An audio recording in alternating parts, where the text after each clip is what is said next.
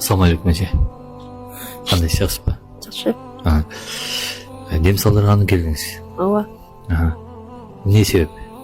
Биринчи келген күнү аба жетпей, страх болуп, паник болуп, ошо түнү менен уктабай.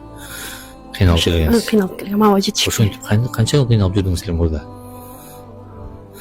15 күн болду ошо. Кыйналып жүрдүңүз, Дем салдырганда канча күн дем салдырдыңыз? 9 күн салдырдым. Андан кийин кайра 3 күн салдырдым.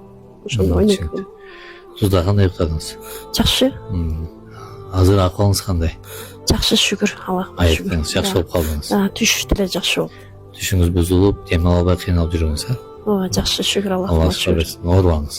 Амин айтам. Кудай таалам шифа берсин, бекемден сок болсун. Жакшы, сиз жакшы болдуңуз. Ошого биз сизден ушундай кичине иншаллах Курандын ыйык Куран аяттары сизге кандай шифа берди, ошого бир аз кичине интервью алып койдук. Жакшы болуп кеттиңиз, болду, эми бара бересиз. Рахмат. Чоң рахмат. Сизге да Кудайым ден сок берсин, көп жашаңыз. Амин.